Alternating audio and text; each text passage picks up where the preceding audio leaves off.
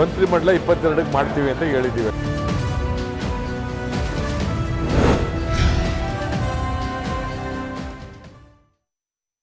Okay, ಮೊದಲಿಗೆ ನಮ್ಮ ರಾಜಕೀಯ ವಿಶ್ಲೇಷಕರು ಚಂಬಿ ಪುರಾಣಿಕ್ ಅವ್ರನ್ನ ಮಾತನಾಡ್ಸೋಣ. ನೀವು ಸಾಕಷ್ಟು ರಾಜಕಾರಣಿಗಳನ್ನ ನೋಡಿರ್ತೀರಿ, ಸರ್ಕಾರಗಳನ್ನ ನೋಡಿರ್ತೀರಿ, ಚುನಾವಣೆಗಳನ್ನ ಕೂಡ ನೋಡಿರ್ತೀರಿ. ಇವತ್ತಿನ ಈ ದಿನಕ್ಕೆ ಇಂತಹ ನ್ಯೂಸ್ನ ಗಮನಿಸಿದಾಗ ವಾಟ್ಸ್ ಯುವರ್ ಫಸ್ಟ್ ಥಾಟ್? ಇದು ಈ ಸಂಪುಟ ವಿಸ್ತರಣೆ ಅಥವಾ ಪುನರ್ರಚನೆ ಅನ್ನೋದು ಒಂದು ಕಗ್ಗಂಟಿದ್ದ ಹಾಗೆ. ಅದು ಮುಖ್ಯಮಂತ್ರಿಗಳಿಗೆ ದೊಡ್ಡ ಅದು ಮಾಮೂಲಾಗಿ ಗೊತ್ತಿರ್ತಕ್ಕಂಥ. ಆದರೆ ಆಕಾಂಕ್ಷಿಗಳ ಸಂಖ್ಯೆ ಈಗ ಜಾಸ್ತಿ ಇರೋದರಿಂದ ಕಾಂಗ್ರೆಸ್ನಲ್ಲೇ ಇದು ಹೆಚ್ಚು ತಳಮಳ ಅದು ತಂದಿದೆ ಅಂತಕ್ಕಂಥದ್ದು ನನ್ನ ಭಾವನೆ. ಕಾರಣ ಏನು, ಕಾಂಗ್ರೆಸ್ನಲ್ಲಿ ಆಕಾಂಕ್ಷಿಗಳು ಬಹಳ ಜನ ಇದ್ದಾರೆ.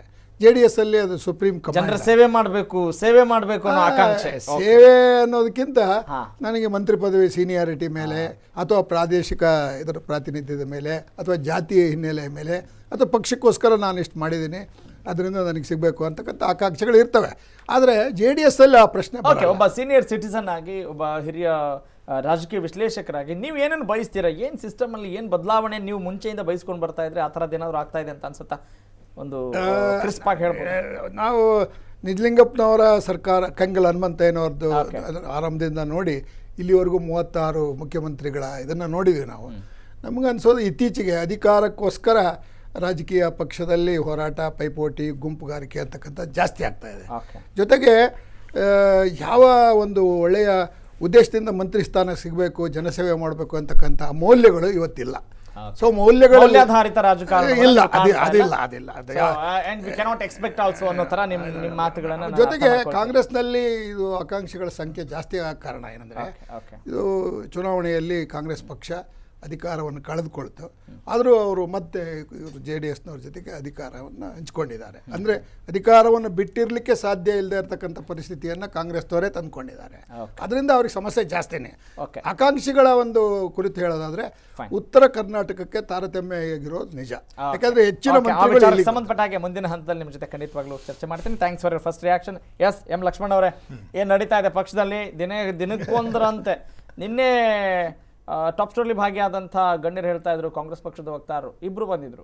ಒಬ್ರು ಹೌದು ನಾವು ಕುಮಾರಸ್ವಾಮಿಗೆ ಇನ್ವೈಟ್ ಮಾಡಿದ್ವಿ ನಿಜ ಅಂತಾರೆ, ಇನ್ನೊಬ್ರು ಇಲ್ಲ ಅಂತಿದ್ರು. ಸೊ ಗೊಂದಲ ಅವರವರಲ್ಲೇ ನಡೀತಾ ಇತ್ತು. ಸೊ ಇವತ್ತು ರಮೇಶ್ ಜಾರಕಿಹೊಳಿ ಅವರು ಹೇಳ್ತಾ ಇದ್ರೆ ನಂಗೆ ಗಂಟ್ಲು ನೋವು, ಅಲ್ಲಿ ಹೋಗಲ್ಲ ಇಲ್ಲಿ ಹೋಗಲ್ಲ ಅಂತಿದ್ರು. ಸಿಕ್ಕಾಪಟ್ಟೆ ಸಭೆಗಳಿಗೆ ಗೈರಾಗ್ತಿದ್ದಾರೆ. ಓಕೆ, ಯಾಕೆ ಇಷ್ಟೊಂದು ಗೊಂದಲ? ಯಾಕೆ? ಮತ್ತು ಗೊಂದಲವನ್ನು ಸರಿಪಡಿಸುವ ಒಂದು ಚಾಕಚಕ್ಯತೆ ನಿಮ್ಮ ಪಕ್ಷದಲ್ಲಿ ಇದೆಯಾ? ಒಂದು ವೇಳೆ ಇದ್ರೆ ಏನು ವಿಚಾರ, ಏನು ಮಲಾಮ್ ಹಚ್ತೀರಿ? ಅಲ್ಲ, ನನಗೆ ಒಂದು ಅರ್ಥ ಆಗ್ತಲ್ಲ, ಎಲ್ಲಿ ಗೊಂದಲ ಇದೆ, ಏನು ಗೊಂದಲ ಇದೆ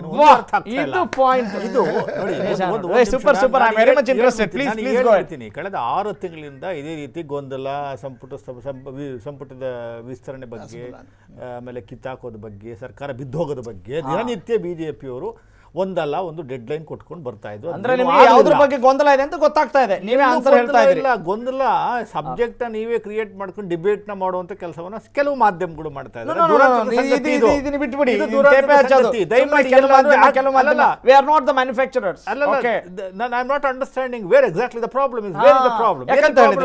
ಸಾಕ್ಷಿಗಳಿದ್ರೆ ಕಣ್ಣಿಗೆ ಕಾಣೋ ತರ ಇದ್ದಿದ್ರೆ ಹಿಂಗ ಆಗ್ತಾ ಇರಲಿಲ್ಲ.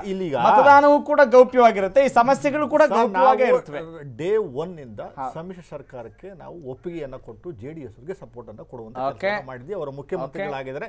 ಅಧಿಕಾರ ಹಂಚಿಕೆ ವಿಚಾರದಲ್ಲೂ ಕೂಡ ನಾವು 22 ಮಂತ್ರಿಗಳು, ಅವರ 12 ಮಂತ್ರಿಗಳನ್ನ ತೆಗೆದುಕೊಳ್ಳುವಂತ ಕೆಲಸವನ್ನು ಮಾಡಿದೀವಿ. ಅದು ನಮ್ಮ 22ರಲ್ಲಿ ಇನ್ನು 6 ಬಾಕಿ ಇರುವಂತದ್ದು.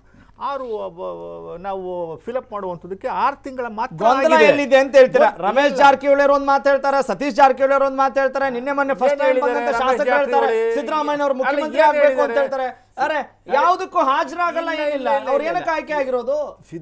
ಗೈರುಗಳ ಮೇಲೆ ಗೈರಾಗ್ತಾರೆ. ನಮ್ಮ ರಾಜ್ಯದಲ್ಲಿ ಮುಖ್ಯಮಂತ್ರಿ ಸಂಪುಟ ವಿಸ್ತರಣೆನ ಈಗ ಸಂಪುಟ ವಿಸ್ತರಣೆನ ಪುನಾರಚನೆ ಏನೋ ಒಂದು ಆಗುತ್ತೆ ಅಂತ ಅವ್ರಿಗೆ ಖಾತ್ರಿ ಇಲ್ಲ. ಯಾಕೆ ಪೋಸ್ಟ್ಪೋನ್ ಮಾಡ್ಕೊಂತ ಬಂದ್ರು? ರಾಮಲಿಂಗಾರೆಡ್ಡಿ ಅವ್ರು ಹೇಳ್ತಾರೆ ಅಯ್ಯೋ ಏನು ನಮ್ಗೆ ಅದನ್ನೆಲ್ಲ ನಂಬಕ್ಕಾಗಲ್ಲ ಅಂತ ಹೇಳ್ತಾರೆ. ಇವೆಲ್ಲ ಗೊಂದಲ ಅಲ್ದೆ ಇನ್ನೇನು ನಾವು ನಿಮ್ಗೆ ಯಾಕೆ ಹೇಳ್ತವ್ರು ಮಾಡಿ ನಾನು ಮಾತಾಡುವಂತದಕ್ಕೆ ಅವಕಾಶ ಮಾಡ್ಕೊಡ್ತೀನಿ. ನೀವು ಏನ್ ಕೇಳಿದ್ರಿ? Yes 100% I will allow you. What did you ask? ಏನು ಗೊಂದಲ ಎಲ್ಲಿದೆ ಅಂತ ಕೇಳಿದ್ರಿ, ಅದಕ್ಕೆ ಉತ್ತರ ಕೊಡ್ಬೇಕಲ್ಲ. 100% ಗೊಂದಲ ಕೇಳಿಸ್ಕೊಳ್ಳಿಲ್ಲ. ನಾನು ಹೇಳ್ತೀನಿ ನಿಮಗೆ, ಗೊಂದಲ ಇಲ್ಲ ಅನ್ನುವಂಥದ್ದು ಕ್ಲಾರಿಫಿಕೇಶನ್ ಕೊಡುವಂತ ಕೆಲಸವನ್ನು ನಾವು ಮಾಡ್ತೀವಿ. ಕರೆಕ್ಟ್. ಆದ್ರೆ ನಾನು ಹೇಳಿದ್ದೀನಿ ಕೇಳಿಸ್ಕೊಂಡ್ರ ನೀವು? ಏನ್ ಹೇಳ್ದೆ ಹೇಳಿ, ಅದಕ್ಕೆ ಪೂರಕವಾಗಿ ಮಾತಾಡಿದ್ರೆ ಮಾತಾಡ್ತೀನಿ ದಯಮಾಡಿ. 100%. To the point I want you to talk. To the point only. Yes. ಈಗ ನಮ್ಮಲ್ಲಿ ಕಾಂಗ್ರೆಸ್ ಪಕ್ಷದ ವತಿಯಿಂದ ಯಾವ ಗೊಂದಲಗಳು ಇಲ್ಲ, ಗೊಂದಲ ಸೃಷ್ಟಿ ಆಗ್ತಾ ಇದಾವೆ ಅನ್ನುವಂಥದ್ದು ಅಲ್ಲಲ್ಲೇ ಸೃಷ್ಟಿ ಆಗ್ತಾವೆ. ಯಾಕೆ ಅನ್ನುವಂಥದ್ದು ಗೊತ್ತಿಲ್ಲ.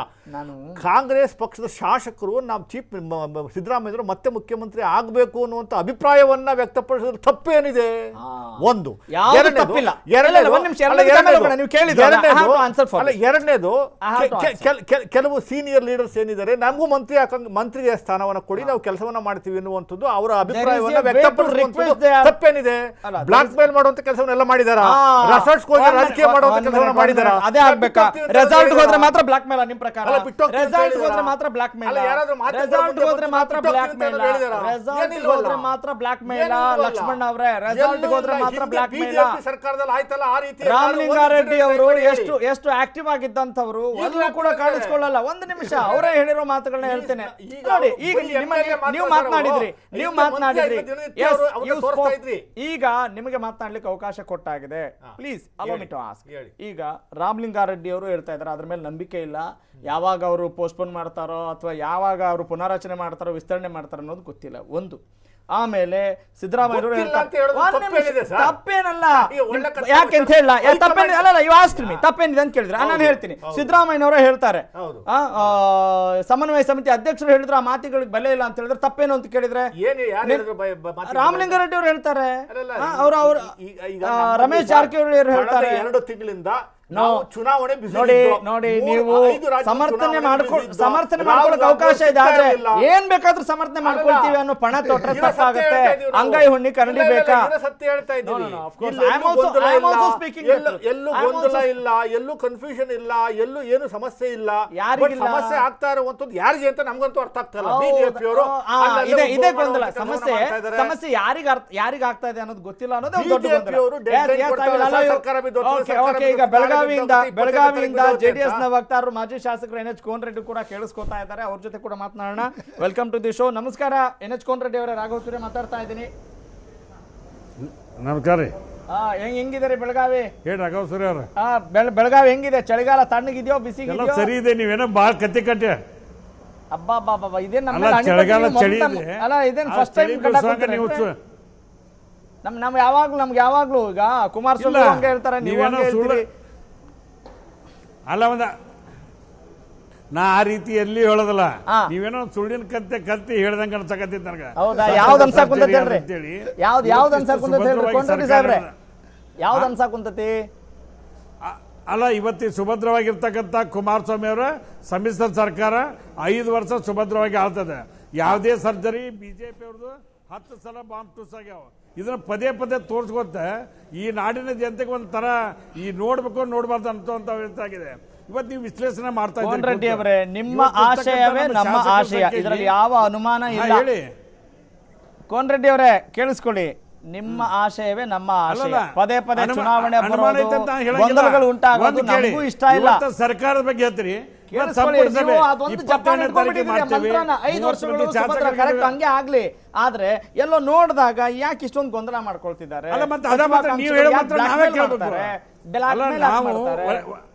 ಕುಮಾರಸ್ವಾಮಿ ಅವರು ಕೇಳ್ತಾರೆ, ಕಾಂಗ್ರೆಸ್ ನಾಯಕರು ಯಾವಾಗ ರೆಡಿನೋ ಅವಾಗ ಸಂಪುಟ ಮಾಡೋಣ ಅಂದ್ರೆ ಒಂದು ಆರಾಮಿಲ್ಲ ಬಂದಿರೋದಕ್ಕೆ ಅದನ್ನ ತೋರಿಸೋದು ಅಥವಾ ಇಂಥ ಬೇರೆ ರೀತಿ ತೋರಿಸೋದು. ಶಾಸಕರು ಬರ್ಲಿಲ್ಲ, ಯಾರೋ ಒಬ್ರು ವೈಯಕ್ತಿಕವಾಗಿ 8 ಮಂದಿ ಶಾಸಕರು CLP ಮೀಟಿಂಗ್ ಅಟೆಂಡ್ ಆಗಿಲ್ಲ, JDLP ಮೀಟಿಂಗ್ ಅಬ್ಸೆಂಟ್ ಆಗಿಲ್ಲ. ಇದನ್ನ ಮುಂದುವರ್ಸ್ಕೊಂಡು ಹೋಗ್ಬೇಕು ಅಂತಿದ್ದೀರೇನೋ? ಇದೊಂದು ತರ ಅದನ್ನೇ ಮುಂದುವರ್ಸ್ಕೊಂಡು ಹೋಗ್ಬೇಕಂತಿದ್ದೀರಾ? ಅದೇ ನಿಮ್ಗೆ ಮಾತ್ರ ಮುಂದುವರ್ಸಂಗಿಲ್ಲ. ಯಾಕೆ ಗೈರಾದ್ರೂ ಕೇಳಬಾರ್ದಾ? ಅಲ್ಲ, ನಮ್ಗೆ ಕೇಳಕ್ ಹಕ್ಕಿಲ್ವಾ? ಅಲ್ಲ, ಸರಿಯಾದ ರೀಸನ್ ಹೇಳಿದ್ರೆ ಸುಮ್ಮನೆ ನೀವು ಮಿತ್ರ. ಒಂದ್ ನಿಮಿಷ, ಈಗ ನಿಮ್ಮ ಮಿತ್ರ ಪಕ್ಷದ ವಕ್ತಾರ ಹೇಳ್ತಾರೆ ಅದಕ್ಕೆ ಬಂದಿಲ್ಲ ಅಂತ ಹೇಳ್ತಾರೆ, 3 ಸರಿ ಮಾತಾಡ್ತಾರೆ. ಅವರವರ ವೈಯಕ್ತಿಕ ರಾಜಕಾರಣವನ್ನ ಈ ಸಭೆ ಸಮಾರಂಭಗಳ ಮೇಲೆ ಯಾಕೆ ತೋರಿಸೋದು? ಅಭಿವೃದ್ಧಿ ವಿಚಾರಗಳ ಯಾಕೆ ತೋರಿಸೋದು? ಇದನ್ನ ಕ್ವಶನ್ ಮಾಡಿದ್ರೆ ಅವ್ರು ಅಬ್ಸೆಂಟ್ ಆಗಿಲ್ವಾ, ಇವ್ರು ಅಬ್ಸೆಂಟ್ ಆಗಿಲ್ವಾ, ಅವ್ನು ಫೇಲ್ ಆಗಿಲ್ವಾ, ಇವ್ನು ಫೇಲ್ ಆಗಿಲ್ಲ ಅಂತ ಉದಾಹರಣೆ ಕೊಡ್ತೀರಿ? ಒಂದ್ ನಿಮಿಷ ಹೇಳಿ. ನೀವು ನಾನು ಮಾತಾಡಕ್ಕೆ ಬಿಡ್ತಾರೆ, ಕೇಳಿಸ್ಕೋಬೇಕು ಅಂತ ಅಷ್ಟೇ. ನೋಡಿ, ಇವತ್ತು ಇಡೀ ಭಾರತ ದೇಶದಲ್ಲಿ ಸಮ್ಮಿಶ್ರ ಸರ್ಕಾರದ ಮುಖ್ಯಮಂತ್ರಿಯಾಗಿ ಸನ್ಮಾನ್ಯ ಕುಮಾರಸ್ವಾಮಿ ಅವರು ರೈತರ ಸಾಲ ಮನ್ನಾ ಮಾಡಿದ್ದನ್ನ ಸನ್ಮಾನ್ಯ ನರೇಂದ್ರ ಮೋದಿ ಅವರು ಕಾಪಿ ಮಾಡಕೊಂಡ್ರ. ಅದೇ ರೀತಿಯಾಗಿ ಮಧ್ಯಪ್ರದೇಶ ಉಳಿದ ಕಡೆ ರೈತರ ಸಾಲ ಮನ್ನಾ ಇವನ್ ತೋರ್ಸೋದ್ ಬಿಟ್ಕೊಂಡು ಸಮ್ಮಿಶ್ರ ಸರ್ಕಾರ ಇರ್ತೈತೋ ಹೋಗ್ತೈತೋ ಬರೀ ಇದ್ರೆ NH ಕೋನ್ ರೆಡ್ಡಿ ಅಲ್ಲ, ಆದ್ರೆ ಕಾಪಿ ಸರಿಯಾಗಿ ಮಾಡ್ತಾರ ನೋಡಿ. ರಾಹುಲ್ ಗಾಂಧಿ ಅವರು ಹೇಳ್ತಾ ಇದಾರೆ ನಮ್ದನ್ನ ಕಾಪಿ ಮಾಡೋರ್ಗು ನಾವು ಬಿಡಲ್ಲ ಅಂತ. ರಾಹುಲ್ ಗಾಂಧಿ ಅವರು ಹೇಳ್ತಾ ಇದಾರೆ ಅದು ಸಾಲ ಮನ್ನಾ ಸಂಪೂರ್ಣ ಮಾಡೋರ್ಗು ಬಿಡಲ್ಲ. ಅಲ್ಲ ಬಿಜೆಪಿ ಹಿಂದೆ ಗುಜರಾತ್ ಮಾಡೋದಿದ್ರು, ಕರ್ನಾಟಕಕ್ಕೆ ಕರ್ನಾಟಕ ಇವತ್ತು ಇಡೀ ದೇಶ ನಮ್ಮನ್ನ ನೋಡಕತ್ತೈತಿ. ಒಳ್ಳೆ ಮುಖ್ಯಮಂತ್ರಿ ಕೆಲಸ ಮಾಡ್ತಾ ಇದ್ದಾರೆ. ತಾವು ಸಹಕಾರ ಕೊಡಿ. ಗೊಂದಲ ಇಲ್ಲದೆ ನಡೀತಾ ಇದೆ ಸುಸೂತ್ರವಾಗಿ. ಅಫ್ಕೋರ್ಸ್ ನಿಮ್ಮಲ್ಲೇ ಗೊಂದಲ ಹೇಳ್ತಾರೆ. ಹೌದ್ರಿ ನಾವು ಸಮ್ಮಿಶ್ರ ಸರ್ಕಾರ ನಡೆಸ್ತಾ ಇದ್ದೀವಿ, ಎರಡು ಪಕ್ಷಗಳ ಹೊಂದಾಣಿಕೆಯಿಂದ ಹೋಗುವಾಗ ಆಗುತ್ತೆ ಅನ್ನೋ ಮಾತುಗಳನ್ನ ಹೇಳ್ತಾರೆ. ಹೌದಾ? ಹೌದು, ಇದೆ, ಗಾಯ ಆಗಿದೆ. ಎಲ್ಲಿ ಗೊಂದಲ ಎಲ್ಲಿದೆ? ಇನ್ಸಿಡೆಂಟ್ ಮೂಲಕ ಹೇಳಿ ದಯಮಾಡಿ ಪ್ಲೀಸ್. ಏನ್ ಗೊಂದಲಗಳಿಲ್ಲ. ಈಗ ಒಂದು ನಿಮಿಷ ನೋಡಿ, ಹೊಡೆದಾಡ್ತಾ ಇದ್ದೀವಾ? ಏನಾದ್ರು ಸಮಸ್ಯೆ ಇದೆಯಾ? ಒಂದು ತಿಳ್ಕೊಳ್ಳಿ. ಒಂದ್ ನಿಮಿಷ ಅರ್ಥ ಮಾಡ್ಕೊಳ್ಳಿ. ಲಕ್ಷ್ಮಣ್ ಅವರೇ, ಒಂದ್ ನಿಮಿಷ. ಯಾರ್ದು ಡಿಕ್ಟೇಟರ್ಶಿಪ್? ಯಾರ್ದು? ಪ್ರತಿಯೊಬ್ಬರು ಬಿಜೆಪಿ ರೀತಿ ಅಲ್ಲ. One minute. ಈಗ ಭಾರತೀಯ ಜನತಾ ಪಕ್ಷ ಹೇಳಿದ್ದೆ ನಡೆ ಆತರ ಎಲ್ಲ ಇಲ್ಲಿ. ಒಂದು ನಿಮಿಷ. ಪ್ರತಿಯೊಬ್ಬರು ನಿಮ್ಗೆ ನೀವೇ ಡಿಕ್ಲೇರ್ ಮಾಡ್ಕೊಂಡ್ಬಿಟ್ರೆ ಹಾಗೆ? ನಿಮ್ಗೆ ನೀವೇ ಡಿಕ್ಲೇರ್ ಮಾಡ್ಕೊಂಡ್ರೆ ಹಾಗೆ? ಲಕ್ಷ್ಮಣ್ ಅವ್ರಿಗೆ ಯಾವ್ದೇ ಗೊಂದಲ ಇರಬಹುದು, ಇಲ್ಲದೆ ಇರಬಹುದು. ಆದ್ರೆ ಸರ್ಕಾರದಲ್ಲಿ ಏನಾಗ್ತಾ ಇದೆ, ಏನ್ ಗೊಂದಲ ಆಗ್ತಾ ಇದೆ ದಿನೇ ದಿನ ನೋಡ್ತಾ ಇದ್ದಾರೆ. ಸಂಪುಟ ವಿಸ್ತರಣೆ ಇಷ್ಟು ದಿವಸ ಪೋಸ್ಟ್ಪೋನ್ ಮಾಡ್ತಿರಲ್ಲ, ಸಚಿವಾಕಾಂಕ್ಷಿಗಳು ಗೈರಾಗ್ತಾರೆ ಅಂದ್ರೆ is it a small issue for you? ಯಾವುದು ಸಚಿವಾಕಾಂಕ್ಷಿಗಳು? ಸಚಿವಾಕಾಂಕ್ಷಿ MB ಪಾಟೀಲ್ ಇರಬಹುದು ಸರ್. 81 ಶಾಸಕರು. ಒಂದ್ ನಿಮಿಷ ರಮೇಶ್ ಜಾರಕಿಹೊಳಿ, ಒಂದ್ ನಿಮಿಷ. ಏನೇ ಹೇಳಿ ನಾನು ಪದೇ ಒಂದು ಉದಾಹರಣೆ ಕೊಡ್ತಾ ಇರ್ತೇನೆ. ನೀವು 100% ಚರಂಡಿ ಗಟಾರ್ ಹಾರದೇ ಇದ್ರು ಕೂಡ ನಾವು 80% ಹಾರಿದೀವಿ ಅಂದ್ರು ಚರಂಡಿಗೆ ಹಾರೋದು. ಅಲ್ಲಿ ಎಲ್ರಿಗೂ ಆಶ್ವಾಸನೆ ಕೊಟ್ಟು ಬಂದಿದ್ದಾರೆ. ಅನುದಾನದಲ್ಲಿ ತಾರತಮ್ಯ ಆಗಿರೋದ್ರ ಬಗ್ಗೆ ಮಾತಾಡ್ತೇನೆ, ದಯವಿಟ್ಟು ಮಾತನಾಡ್ತೇನೆ. ನಿಮ್ಮ ಉತ್ಸಾಹವನ್ನ ಕಾಳಜಿಯನ್ನ ಕಳಕಳಿಯನ್ನ ನಾನು ಅಭಿನಂದಿಸುತ್ತೇನೆ. ಓಕೆ, ಸಂಪುಟಕ್ಕೆ ಸರ್ಜರಿ ಅದು ಎಷ್ಟು ಭರ್ಜರಿ ಆಗುತ್ತೆ ಅನ್ನೋದನ್ನ ನಾವೀಗ ಕಾದ್ ನೋಡ್ಬೇಕಾಗಿದೆ. ಯಾಕಂತ ಹೇಳಿದ್ರೆ ಸಚಿವಾಕಾಂಕ್ಷಿಗಳ ಸಂಖ್ಯೆ ಜಾಸ್ತಿ ಇದೆ, ಆದ್ರೆ ಖಾತೆಗಳು ಕಮ್ಮಿ ಇದೆ. ಇದು ಪ್ರಾಬ್ಲಮ್ ಆಗ್ತಾ ಇದೆ. ಆಕಾಂಕ್ಷಿಗಳಿಗೆ ತಕ್ಕಾಗ ಒಂದೊಂದು ಖಾತೆ ಇದ್ಬಿಟ್ಟಿದ್ರೆ ಯಾವ ಗೊಂದಲನೂ ಇರ್ತಿರ್ಲಿಲ್ಲ. ನಮ್ಮ ಲಕ್ಷ್ಮಣ್ ಅವರು ಕೂಡ ಅವಾಗ ಯಾವ ಗೊಂದಲ ಇಲ್ರಿ ಅಂತ ಹೇಳ್ಬೋದಿತ್ತು. ಆದರೆ ಈಗಲೇ ಗೊಂದಲ ಇಲ್ಲ ಅಂತ ಹೇಳಿದ್ರೆ ಇದನ್ನೆಲ್ಲ ನಂಬಬೇಕಾ ನಾವು ಅನ್ನೋದು ಪ್ರಶ್ನೆ. I will allow you. ಈಗ ಬೆಳಗಾವಿಯಿಂದ BJP MLC ಅಂತ ಪ್ರಾಣೇಶ್ ಅವರು ನಮ್ಮ ಜೊತೆ ಜಾಯ್ನ್ ಆಗ್ತಿದ್ದಾರೆ. ನಮಸ್ಕಾರ ಪ್ರಾಣೇಶ್ ಅವರೇ. ನಮಸ್ಕಾರ ಸರ್, ಹೇಳಿ. ಹೇಗಿದೆ ನಿಮ್ಮ ಹೋರಾಟ? ಹೇಳಿ. ಕಾವು ಸರ್, ಸರ್ಕಾರದ ವಿರುದ್ಧ ಯಾವ ರೀತಿ ಧ್ವನಿ ಎತ್ತಾ ಇದ್ದೀರಿ? ಯಾವ ಸಮಸ್ಯೆಗಳನ್ನ ಕುರಿತು ಚರ್ಚೆ ಮಾಡ್ತಾ ಇದ್ದೀರಿ? ಸರ್, ಈಗ ಗಂಗಾ ಕಲ್ಯಾಣದ ವಿರುದ್ಧ ಹೋರಾಟವನ್ನು ಮಾಡ್ತಾ ಇದ್ದೀವಿ. ಔರಾದ್ಕರ್ ವರದಿಯನ್ನು ಮಂಡಿಸಬೇಕು ಅನ್ನುವ ಹೋರಾಟವನ್ನು ಮಾಡ್ತಾ ಇದ್ದೀವಿ. ಹೋರಾಟ ನಿರಂತರವಾಗಿ ಸಾಗಿದೆ ಸರ್. ಅಂದ್ರೆ ಯಶಸ್ಸು ಸಿಗುತ್ತೆ ನಿಮ್ಮ ಹೋರಾಟಕ್ಕೆ? ಖಂಡಿತ ಸಿಕ್ಲೇಬೇಕಲ್ಲ, ಅದಕ್ಕೆ ಹೋರಾಟ ಮಾಡ್ತಾ ಇದ್ದೇವೆ. ಯಾವ ತರದಲ್ಲಿ ನಾವು ನಿರೀಕ್ಷೆ ಮಾಡಬಹುದು ನಿಮ್ಮ ಹೋರಾಟಕ್ಕೆ ಜಯವನ್ನ ಯಾವ ರೂಪದಲ್ಲಿ ನಾವು ನಿರೀಕ್ಷೆ ಮಾಡಬಹುದು? ಯಾವ ರೀತಿಯಲ್ಲಿ ಅಂತ ಹೇಳಿದ್ರೆ, ನಾವು ಏನಿದೆ ಸರ್ಕಾರದಲ್ಲಿರುವಂತ ನ್ಯೂನ್ಯತೆಗಳನ್ನು ಎತ್ತಿ ತೋರಿಸುವಂತ ಪ್ರಯತ್ನಗಳನ್ನ ಮಾಡ್ತಾ ಇದ್ದೇವೆ. ಈಗ ಸರ್ಕಾರದಲ್ಲಿ ಅವರವರಲ್ಲೇ ಹೊಂದಾಣಿಕೆಗಳು ಇಲ್ದಿದ್ದಾಗ ನಮ್ಮ ಸಮಸ್ಯೆಗಳಿಗೆ ಎಲ್ಲಿ ಪರಿಹಾರ ಸಿಕ್ಕುತ್ತೆ? ಆದ್ರೆ ನಾವು ಸಾರ್ವಜನಿಕವಾಗಿರುವಂತ ಸಮಸ್ಯೆಗಳನ್ನ ಎತ್ತಿ ತೋರಿಸುವಂತ ಕೆಲಸ ಮಾಡಲೇಬೇಕಲ್ಲ. ಓಕೆ, ಆದ್ರೂ ನೀವು ಸಮಸ್ಯೆಗಳನ್ನ ಎತ್ತಿ ತೋರಿಸ್ತಾ ಇದ್ದೀರಿ ಅಂತ ನೀವು ಅಂದ್ಕೊಂಡಿದ್ರಿ. ಆದ್ರೆ ಅವ್ರಿಗಿನ್ನೂ ಅದು ಏನು ಗೊಂದಲನೇ ಇಲ್ವಲ್ಲ, ಎಲ್ಲ ಆರಾಮಾಗಿದೆ ಅಂತ ಹೇಳ್ತಿದ್ದಾರೆ. ಬರೀ BJP ಮೇಲೆ ಆರೋಪ ಮಾಡ್ತಿದ್ದಾರೆ. BJP ಅವರು ಆವಾಗ ಬೀಳುತ್ತೆ ಸರ್ಕಾರ, ಬರೀ ಭವಿಷ್ಯ ನುಡಿತಾ ಇರ್ತಾರೆ. ಏನ್ರಿ ಅವ್ರದ್ದು ಅಂತ ಅವ್ರದ್ದು ಯಾವ್ದು ನಂಬೋಣ? ನಮ್ಮ ಜನರಿಗೆ ಹೆಂಗೆ ಇದ್ರ ಬಗ್ಗೆ ಸ್ಪಷ್ಟನೆ ಕೊಡೋಣ ಅಂತೀರಿ ಪ್ರಾಣೇಶ್ ಅವರೇ?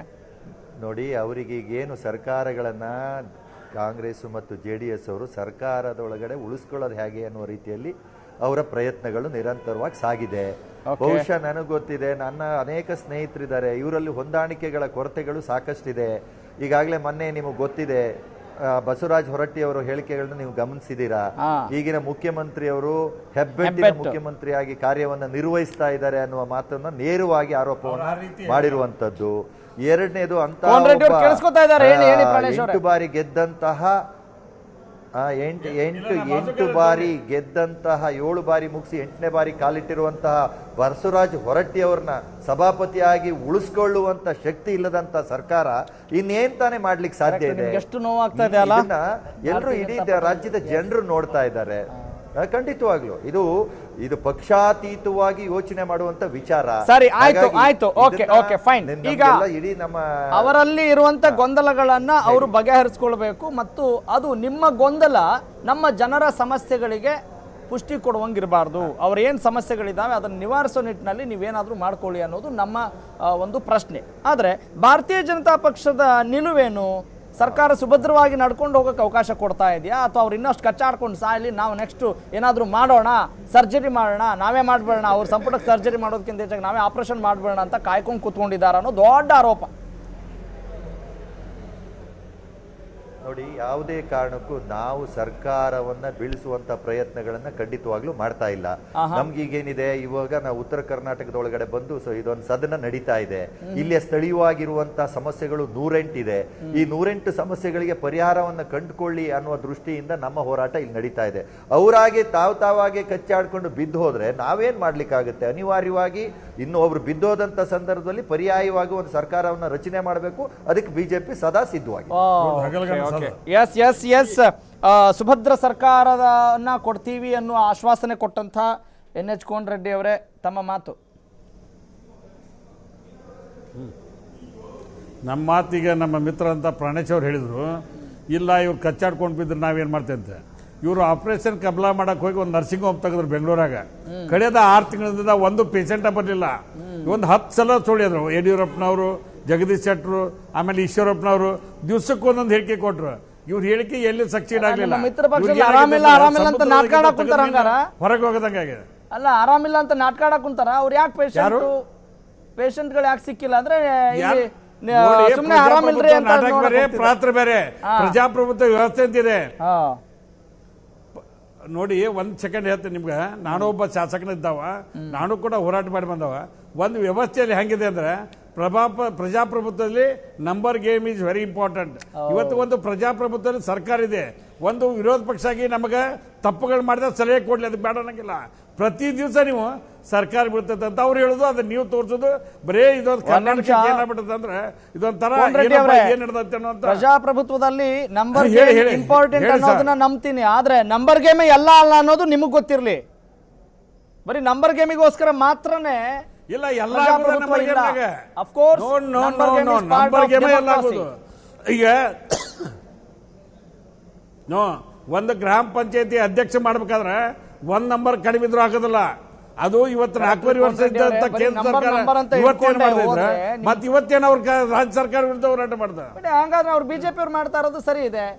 ಅವರು ರೆಡಿ ಆಗ್ತಾರೆ ಅಂತ ಒಂದು ಹೇಳಿದ್ರೆ ಅವರು ನಂಬರ್ ಗೇಮ್ಗೆ ಕೊಡ್ತಾರೆ. ಅಲ್ಲ, ಆಪರೇಷನ್ ಅವ್ರ ಪೇಷಂಟ್ ಎಲ್ಲ ಅವ್ರೇನ್ ಮಾಡ್ಬೇಕು ಈಗ? ಹೌದಾ, ಅದಕ್ಕೆ ಅವ್ರ ಪೇಷಂಟ್ ಕಾಯ್ತಾ ಇದ್ದಾರೆ, ದೊಡ್ಡ ದೊಡ್ಡ ರೋಗ ಬರ್ಸೋಕ್ ನೋಡ್ತಾ ಇದ್ದಾರೆ. ಎಲ್ಲಿಲ್ಲ, ಇವತ್ತು ಅವ್ರ ವಿರೋಧ ಪಕ್ಷ ನಾಯಕರಿಲ್ಲ, ಹೋರಾಟ ಮಾಡೋರಿಲ್ಲ. ನೀವು ತುಂಬಾ ಆರೋಗ್ಯವಾಗಿದ್ದಿದ್ರೆ ಇಷ್ಟೊಂದು ಗೊಂದಲ ಆಗ್ತಾ ಇರ್ಲಿಲ್ಲ. ಈಗ ಅವ್ರು ಹೇಳಿದ್ರು, ಕುಮಾರಸ್ವಾಮಿ ಅವರು ಹೆಬ್ಬಟ್ ಮುಖ್ಯಮಂತ್ರಿ ಅಂತ ನಾವ್ ಹೇಳಿಲ್ಲ ರೀ, ಅವ್ರವ್ರ ಪಕ್ಷದಲ್ಲೇ ಹೇಳ್ತಿದ್ದಾರೆ ಅಂತ. ಅದಕ್ಕೇನು ಉತ್ತರ ಕೊಡ್ತೀರಿ? ಇದೆಲ್ಲ ಗೊಂದಲ ಅಲ್ವೇನು? ನೋಡಿ ಹೊರಟ್ಟಿ ಸಾಹೇಬ್ರ ಅವತ್ತು ಸಭಾಪತಿ ಆಗಲಿಲ್ಲ, ಅದು ಎಲ್ಲರಿಗೂ ನೋವು ಇತ್ತು. ಅವ್ರು ಹೇಳಿದಂಥ ವಿಚಾರ ಏನು, ಹಿಂದೆ ಕಾಂಗ್ರೆಸ್ ಪಕ್ಷದವರು ನಾವು ಅಲಯನ್ಸ್ ಮಾಡೋ ಹೊತ್ನಾಗ ಯಾವುದೇ ಕಂಡೀಷನ್ ಇಲ್ಲ, ಇವತ್ತಿಷ್ಟು ಕಂಡೀಷನ್ ಹಾಕಬಾರ್ದು, ಮುಖ್ಯಮಂತ್ರಿಗಳು ಹೆಬ್ಬಟ್ಗತೆ ಕೆಲಸ ಮಾಡಬಾರ್ದು. ಅವರೊಬ್ಬ ಹಿರಿಯರಾಗಿ ಸಲಹೆ ಕೊಟ್ಟಿದ್ದಕ್ಕಾದ್ರೆ ಹೆಬ್ಬಟ್ ಮುಖ್ಯಮಂತ್ರಿಗಳಂದ್ರೆ ಏನ್ ಹೇಳ್ಬೇಕು? ಅದಕ್ಕೆ ಅರ್ಥ ಅವ್ರು ನೋವಲ್ಲಿದ್ರು, ಹೀಗಾಗಿ ಅವ್ರು ಸತ್ಯ ಮಾತಾಡ್ಬಿಟ್ರು. ಅವ್ರ ಅರ್ಥ ತಿಳ್ಕೊಳ್ಳಿಲ್ಲ ಯಾರು. ಹೌದೌದು, ಅರ್ಥ ಮತ್ತು ವಿಶ್ಲೇಷಣೆ ಬರೀ ಕಾಲ ಇದೆಲ್ಲ ಕಳೆದು ಬಿಡೋಣ, ಕಾಲ ಬರೀ ಇದ್ರಲ್ಲೇ ಕಳೆದು ಬಿಡೋಣ ಎಲ್ಲ. ಅವ್ರ ವಿರೋಧ ಪಕ್ಷದವರು ಒಂದಿಷ್ಟು ಕಾಲೆಳೆಯಕ್ಕಿರ್ಲಿ, ನೀವು ಅದಕ್ಕೆ ಆಹಾರ ಹಾಕೊಂಡಿರ್ಲಿ,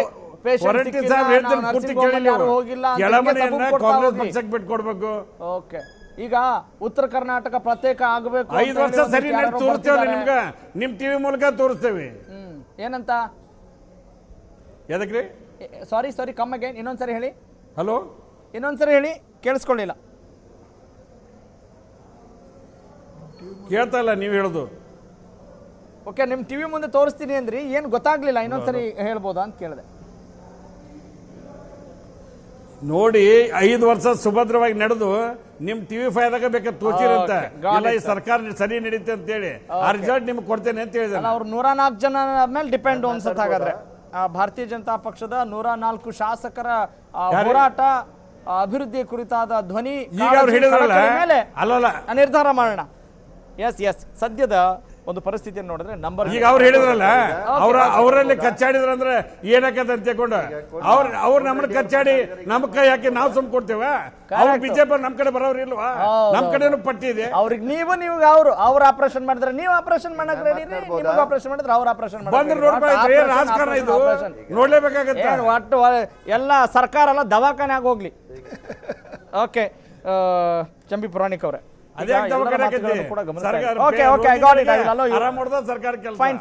ಫೈನ್. ಈಗ ಇದು ಯಾವ ರೀತಿಯಾದಂತ ಆರೋಗ್ಯಕರ ಬೆಳವಣಿಗೆಗೆ ಸಾಕ್ಷಿ ಅಂತ ಅನ್ಸುತ್ತೆ ಈಗಿನ ಬೆಳವಣಿಗೆಗಳು? ಈಗ ಏನ್ರಿ ಎಲ್ರಿ ಗೊಂದಲ ಇದೆ ಅಂತ ಒಬ್ರು ಇನ್ನೊಬ್ರು ಅವ್ರಿಗೆ ಮಾತ್ರ ಎಲ್ಲ ಪುರಾವೆಗಳು ತೋರಿಸ್ತಾ ಇದ್ದಾರೆ. ನಮ್ಮ ಲಕ್ಷ್ಮಣ್ ಅವರು ಹೇಳಿದ್ದು ಅದು ಅವರ ಪಕ್ಷದ ವಕ್ತಾರರಾಗಿ ಅವರು ಸಮರ್ಥಿಸ್ಕೋಬೇಕೆ ಹೊರತು ರಾಜಕೀಯ ಪರಿಸ್ಥಿತಿಯನ್ನು ವಿಶ್ಲೇಷಿಸಿದ್ರೆ ವಾಸ್ತವಾಂಶ ಹಂಗಿಲ್ಲ. ಇಲ್ಲ, ಜನಗಳಿಗೆ ಒಂದು ರೀತಿಯಲ್ಲಿ ಬೇಸರ ಅಥವಾ ಏನೋ ಒಂದು ರೀತಿಯಲ್ಲಿ ಸರ್ಕಾರ ಇದು ಬರೀ ಸರ್ವೈವಲ್ ತನ್ನ ಉಳಿವಿಕೆಗೆ ಅದಕ್ಕೋಸ್ಕರನೇ ಪ್ರಯತ್ನ ಮಾಡ್ತಾರೋ ಅನ್ನೋ ಭಾವನೆ ಜನರಲ್ಲಿ ಬರ್ತಾ ಇದೆ. ನಾವು 4 ಜನರ ಹತ್ರ ಮಾತಾಡಿದಾಗ ಎರಡನೇದು ನಮ್ಮ JDS ವಕ್ತಾರರು ಹೇಳಿದ್ರು ಸುಭದ್ರ ಸರ್ಕಾರ ಅಂತ. ಓಕೆ, ನಿಮಗೆ ನಂಬರ್ 49-51 ಇದ್ರೆ ಯಾರಾದರೂ ಸರ್ಕಾರ ನಡೆಸ್ಬೋದು. ಆದರೆ ಸರ್ಕಾರ ನಡೆಸೋದು ಅಷ್ಟು ಸುಲಭ ಅಲ್ಲ. ಬರೀ ಇಲ್ಲಿ ಸಂಖ್ಯೆಯಿಂದ ನೀವು ಹೇಳಿದ ಮಾತನ್ನು ನಾನು ಪುನರುಚ್ಚರಿಸಿದೆ. ಕಾರ್ಯಕ್ರಮಗಳನ್ನು ಹಾಕ್ಕೊಳ್ಬೇಕು. ಮುಖ್ಯಮಂತ್ರಿಗಳು ಪ್ರಯತ್ನ ಮಾಡ್ತಾ ಇದ್ದಾರೆ. ಆದರೆ ಕಾಂಗ್ರೆಸ್ನವರಲ್ಲಿ ಸಮಸ್ಯೆ ಇರೋದು ಮುಖ್ಯಮಂತ್ರಿಗಳಿಗೆಲ್ಲ. ಮುಖ್ಯಮಂತ್ರಿ ಸಮಸ್ಯೆ ಇರೋದು ಅವ್ರ ಪಕ್ಷದೊಳಗಿದೆ. ಅಲ್ಲೇ ಹೈಕಮಾಂಡ್ ಅಂತಕ್ಕಂಥದ್ದು ಅವರು ದೇವೇಗೌಡರಿದ್ದಾರೆ. ಅದರಿಂದ ನನಗೇನು ಅಲ್ಲೇನೋ ಯಾವುದೇ ರೀತಿ ಗೊಂದಲ ಕಾಣಲ್ಲ. ಹೊರಟ್ಟಿಯವರ ಅತೃಪ್ತಿ ಇದೆಯಲ್ಲ, ಅದು ನಿಜವಾಗ್ಲೂ ವೈಯಕ್ತಿಕವಾಗಿ ಅವರಿಗೆ ಆಗಬೇಕಾದಂಥ ಒಂದು ಅನುಕೂಲ ಆಯಿತು, ಅವಕಾಶ ತಪ್ಪಿದೆ ಅಂತ ಅವ್ರು ಬೇಜಾರದಿಂದ ಹೇಳಿದ್ದಾರೆ. ಬಟ್ ಆದರೂ ಒಗ್ಗಟ್ಟಿನ ದೃಷ್ಟಿಯಿಂದ JDS is for better than Congress ನನ್ನ ಪ್ರಕಾರ. ಕರೆಕ್ಟ್, ಸಂಖ್ಯೆ ಕಮ್ಮಿ ಇರೋದ್ರಿಂದ ಸಹಜ. Of course I do agri. ಎರಡನೇದು ಕಾಂಗ್ರೆಸ್ನಲ್ಲಿ ಆಕಾಂಕ್ಷಿಗಳ ಫ್ಯಾಮಿಲಿ ಮೆಂಬರ್ಸ್ ಜಾಸ್ತಿ ಇದ್ದಷ್ಟು ಜೊತೆಗೆ ಈ ಉತ್ತರ ಕರ್ನಾಟಕದಲ್ಲಿ ಪ್ರಾತಿನಿಧ್ಯ ಸಿಕ್ಲಿಲ್ಲ ಅಂತಕ್ಕಂಥವ್ರು ಕೆಲವರು ಮಾಜಿ ಮಂತ್ರಿಗಳಿದ್ದಾರೆ, ಕೆಲವರು ಹೊಸಬ್ರು ಆಕಾಂಕ್ಷೆಯನ್ನು ಇಟ್ಕೊಂಡಿದ್ದಾರೆ. ಮತ್ತೆ ಜಾರಕಿಹೊಳಿ ಅವರು DK ಶಿವಕುಮಾರ್ ಇಲ್ಲಿ ಬಂದು ನಮ್ಮ ಇದು ಕ್ಷೇತ್ರದಲ್ಲಿ ಎಳ್ನೀರು ಕುಡಿಸಿದ್ರೆ ಶರಬತ್ ಕುಡಿಸಿದ್ರೆ ನಾಯಕರಾಗಲ್ಲ ಅಂತ ಇವೆಲ್ಲ ಗೊಂದಲ ಅಲ್ಲ. ಲಕ್ಷ್ಮಣ್ ಅವರು ಕೇಳಿಸ್ಕೊತಾ ಇದ್ದಾರೆ. ಸುಮ್ಮನೆ ಕಾಮನ್ ಇಲ್ಲ ಕಾಮನ್ ಅಲ್ಲ ಅವರಿಗೆ. It's a very serious issue. As a citizen I consider that state government should think of the development programmes and opposition should think of criticising the government if government errs ಆದ್ರೆ ತಪ್ಪು ಮಾಡಿದ್ರೆ.